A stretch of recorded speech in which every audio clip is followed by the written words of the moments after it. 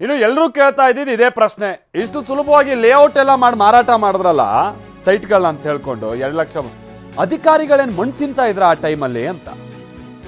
ಈಗ ಆ ಭಾಗದ ತಹಶೀಲ್ದಾರ್ ನಕಲಿ ದಾಖಲೆ ಮಾಹಿತಿ ಇದ್ರೂ ಕೂಡ ತಹಶೀಲ್ದಾರ್ ಯಾಕೆ ಸೈಲೆಂಟ್ ಆಗಿದ್ದ?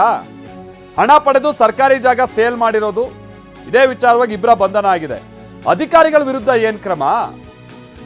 ಅದರಲ್ಲೂ ಈ ಕಂದಾಯ ಇಲಾಖೆ ಅಧಿಕಾರಿಗಳು ತಿಂದು ಅದು ಯಾವ ಮಟ್ಟಿಗೆ ಲಂಚ್ ಬಾಕತನದಲ್ಲಿ ಅವ್ರು ಮೆರಿತಾ ಇದ್ದಾರೆ ಅಂತ ಅಂದ್ರೆ ಬಹುತೇಕ ಅಧಿಕಾರಿಗಳು, ಇದು ಅನುಭವಕ್ಕೆ ಬಂದಂಥವರಿಗೆ ಗೊತ್ತಿದ್ದು. ಈ ಕೋಗಿಲು ಲೇಔಟ್ ವಿಚಾರದಲ್ಲೂ ಕೂಡ ಹಾಗೆ ಆಗಿದೆ ಅನ್ನುವಂಥದ್ದು ಆರೋಪ. ನಕಲಿ ದಾಖಲೆ ಮಾಹಿತಿ ಇದ್ರೂ ಕೂಡ ತಹಶೀಲ್ದಾರ್ ಸೈಲೆಂಟ್ ಆಗಿದ್ದು ಯಾಕೆ? ಹಣ ಪಡೆದು ಸರ್ಕಾರಿ ಜಾಗ ಸೇಲ್ ಮಾಡಿದ 2 ಬಂಧನ ಆಗಿದೆ. ಅಧಿಕಾರಿಗಳ ವಿರುದ್ಧ ಏನು ಕ್ರಮ ಇಲ್ವಾ? ಹಾಗಾದ್ರೆ ಅವ್ರೇನು ದೇವಲೋಕದಿಂದ ಇಳಿದು ಬಂದಂಥವ್ರ? ಬನ್ನಿ ಇದಕ್ಕೆ ಸಂಬಂಧಪಟ್ಟ ರಿಪೋರ್ಟ್ ನೋಡ್ಕೊಂಬೋಣ.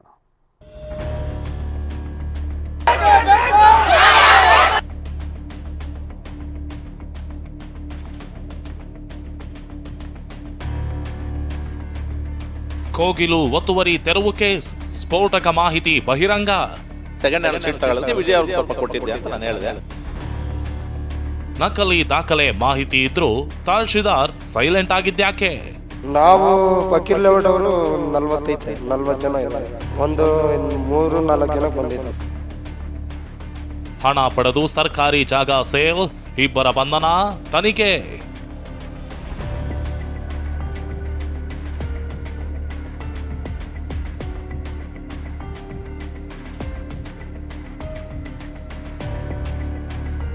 ಕೋಗಿಲು ಲೇಔಟ್ನಲ್ಲಿ 167 ಮನೆ ತೆರವಾಗಿದೆ. ಪಕ್ಕಾ ದಾಖಲೆ ಪರಿಶೀಲಿಸಿ ನಿರಾಶ್ರಿತರಿಗೆ ಮನೆ ಕೊಡೋ ಕೆಲಸನೂ ಆಗ್ತಿದೆ. ಆದರೆ ಇದೀಗ ತನಿಖೆ ವೇಳೆ ಬೆಚ್ಚಿ ಬೀಳಿಸೋ ಸ್ಫೋಟಕ ಸಂಗತಿಗಳು ಬಯಲಾಗ್ತಿದೆ. ಸರ್ಕಾರಿ ಜಮೀನನ್ನೇ ಮುಂದಕ್ಕಿಟ್ಟುಕೊಂಡು ದುರುಳರು ಅಕ್ರಮ ನಡೆಸಿರೋದು ಗೊತ್ತಾಗಿದೆ. ಬಡ ಜನರಿಂದಲೇ ಲಕ್ಷ ಹಣ ಪಡೆದು ಸರ್ಕಾರಿ ಜಾಗ ಸೇಲ್ ಮಾಡಿರೋ ವಿಚಾರ ನಿಜಕ್ಕೂ ಆಘಾತಕಾರಿಯಾಗಿದೆ. ಇದರಲ್ಲಿ ಯಲಹಂಕದ ತಹಶೀಲ್ದಾರ್ ಹೆಸರು ಕೂಡ ಕೇಳಿ ಬಂದಿದೆ.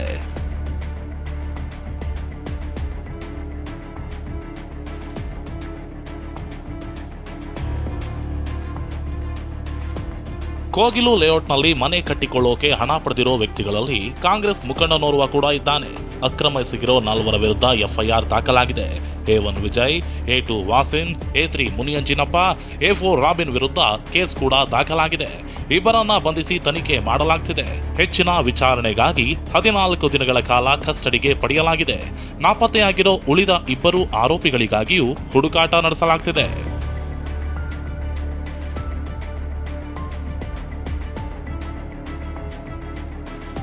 ಯಲಹಂಕ ತಹಶೀಲ್ದಾರ್ಗೂ ಸುತ್ತಿಕೊಳ್ಳುತ್ತಾ ಒತ್ತುವರಿ.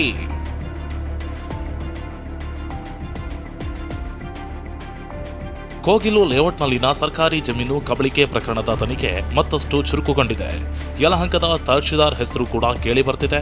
ತಹಶೀಲ್ದಾರ್ಗೂ ಅಕ್ರಮಕ್ಕೂ ಏನ್ ಸಂಬಂಧ ಅನ್ನೋ ಎಕ್ಸ್ಕ್ಲೂಸಿವ್ ಮಾಹಿತಿಯನ್ನೇ ಹೇಳ್ತೀವಿ ನೋಡಿ.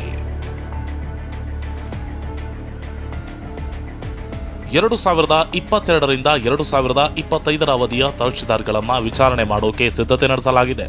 ಅಕ್ರಮದ ವೇಳೆ ನಕಲಿ ದಾಖಲೆ ಬಗ್ಗೆ ಮಾಹಿತಿ ಇದ್ರೂ ತಹಶೀಲ್ದಾರ್ ಕ್ರಮ ಕೈಗೊಂಡಿಲ್ಲ ಅನ್ನೋ ಆರೋಪವಿದೆ. ಜಾಗವನ್ನ ಸರ್ಕಾರದ್ದು ಅಂತ ತಹಶೀಲ್ದಾರ್ ಘೋಷಣೆಯೂ ಮಾಡಿರಲಿಲ್ಲ ಎನ್ನಲಾಗ್ತಿದೆ. ಸ್ಥಳೀಯ ಠಾಣೆಗೂ ದೂರು ಕೊಟ್ಟಿಲ್ಲ ಅನ್ನೋ ಆರೋಪ ಕೇಳಿ ಬಂದಿದೆ. ಹೀಗಾಗಿ ಸಾಕ್ಷ್ಯಾಧಾರಗಳ ಮೇಲೆ ಈ ಹಿಂದೆ ಯಾವ ತಹಶೀಲ್ದಾರ್ ಇದ್ರು ಅಂತ ವಿಚಾರಣೆಗೆ ಪೊಲೀಸರು ತಯಾರಿ ಮಾಡಿಕೊಳ್ತಿದ್ದಾರೆ.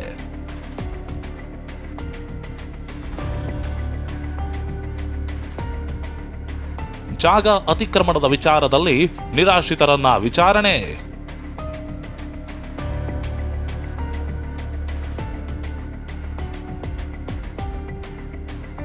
ಮತ್ತೊಂದು ಕಡೆ ಕೋಗಿಲು ಲೇಔಟ್ನ 20ಕ್ಕೂ ಹೆಚ್ಚು ನಿವಾಸಿಗಳನ್ನ ಪೊಲೀಸರು ವಿಚಾರಣೆ ನಡೆಸಿದ್ದಾರೆ. ಯಾವಾಗ ಬಂದಿದ್ರಿ, ಯಾರಿಗೆ ಎಷ್ಟು ದುಡ್ಡು ಕೊಟ್ಟಿದ್ರಿ, ಕರೆಂಟ್ ಹೇಗೆ ಬಂತು ಅಂತೆಲ್ಲ ವಿಚಾರಣೆ ನಡೆಸಿ ಮಾಹಿತಿ ಸಂಗ್ರಹಿಸಿದ್ದಾರೆ. ಮೂಲ ಆರೋಪಿಗಳು ಯಾರೆಂದು ಪೊಲೀಸರು ತನಿಖೆ ಮಾಡ್ತಿದ್ದಾರೆ. ನನ್ನನ್ನು ಕೇಳಿದ್ದು ವಿಚಾರ, ನೀವು ಎಷ್ಟು ವರ್ಷ ಬಂದಿದ್ದು ಅಂತ ಹೇಳಿದಕ್ಕೆ ನಾನು ಇಲ್ಲೇ ಬಂಡಿಯಲ್ಲಿ ಕೆಲಸ ಮಾಡ್ಕೊಂಡಿದ್ದೆ, ನಾನು ಇಲ್ಲೇ ಕಟ್ಕೊಂಡಿದ್ದು ನಿಜ ಸಮಯ ಅಂತ ಹೇಳಿದೆ. ಆಮೇಲೆ ದುಡ್ಡು ಯಾರಿಗಾರು ಕೊಟ್ಟಿದ್ರ ಅಂದರು. ಜಾಗಕ್ಕೆ ದುಡ್ಡು ಯಾರಿಗೂ ಕೊಟ್ಟಿಲ್ಲ. ನಾನು ಜಾಗಕ್ಕೆ ಯಾರಿಗೂ ದುಡ್ಡು ಕೊಟ್ಟಿಲ್ಲ. ಆದರೆ ಶೀಟ್ ಕೊಟ್ಟಿದ್ದೆ. ನಾನು ಮನೆ ಹಾಕ್ಬೇಕಾದ್ರೆ ಶೀಟ್ ತಗೋಬೇಕಾಗಿತ್ತು. ನನಗೆ ಸೆಕೆಂಡ್ ಹ್ಯಾಂಡ್ ಶೀಟ್ ನನ್ನ ಹೊಸ ತಗೊಳ್ಳೋಕೆ ಆಗಲ್ಲ ಅಂತೇಳಿ ಸೆಕೆಂಡ್ ಹ್ಯಾಂಡ್ ಶೀಟ್ ತಗೊಳ್ಳೋದಕ್ಕೆ ವಿಜಯ್ ಅವ್ರಿಗೆ ಸ್ವಲ್ಪ ಕೊಟ್ಟಿದ್ದೆ ಅಂತ ನಾನು ಹೇಳಿದೆ. ಅಕ್ರಮವಾಗಿ ವಾಸ ಮಾಡ್ತಿರೋ ಬಾಂಗ್ಲಾದವರನ್ನ ಬಿಡೋದಿಲ್ಲ ಅಂತ ಗೃಹ ಸಚಿವ ಪರಮೇಶ್ವರ್ ಹೇಳಿದ್ದಾರೆ. ನಾವು ಯಾರೇ ಬಾಂಗ್ಲಾದೇಶದವರಿದ್ರೆ, ಅನಧಿಕೃತವಾಗಿ ಬಾಂಗ್ಲಾದೇಶದವರು ರಾಜ್ಯದಲ್ಲಿದ್ದರೆ ಅವರನ್ನು ನಾವು ಹಿಡಿತೀವಿ ಮತ್ತು ಅವರನ್ನು ಡಿಪೋರ್ಟ್ ಮಾಡ್ತೀವಿ. ಮೊದಲನೇದಾಗಿ ಅವರ ಎಂಬಸಿಗೆ ಅವರಿಗೆಲ್ಲ ಹೇಳ್ತೀವಿ, ಡಿಪೋರ್ಟ್ ಮಾಡ್ತೀವಿ. ಸಾಕಷ್ಟು ಕೇಸುಗಳಲ್ಲಿ ನಾವು ಮಾಡಿದ್ದೇವೆ. ಹಾಗಾಗಿ ಯಾರೇ ಬಾಂಗ್ಲಾದೇಶಿಸು ಅನಧಿಕೃತವಾಗಿ ಬೆಂಗಳೂರಿನಲ್ಲಾಗಲಿ ಕರ್ನಾಟಕದಲ್ಲಿ ಎಲ್ಲೇ ಇದ್ದರೂ ಕೂಡ ಅವರನ್ನು ಗುರ್ತು ಹಚ್ಚಿ ಅವರನ್ನು ಡಿಪೋರ್ಟ್ ಮಾಡುವಂಥ ಕೆಲಸವನ್ನು ಮಾಡ್ತೀವಿ. ಅದೇನೇ ಹೇಳಿ, ಸರ್ಕಾರಿ ಜಾಗದಲ್ಲಿ ಮನೆ ಕಟ್ಟಿರೋದು ಮೊದಲ ತಪ್ಪು.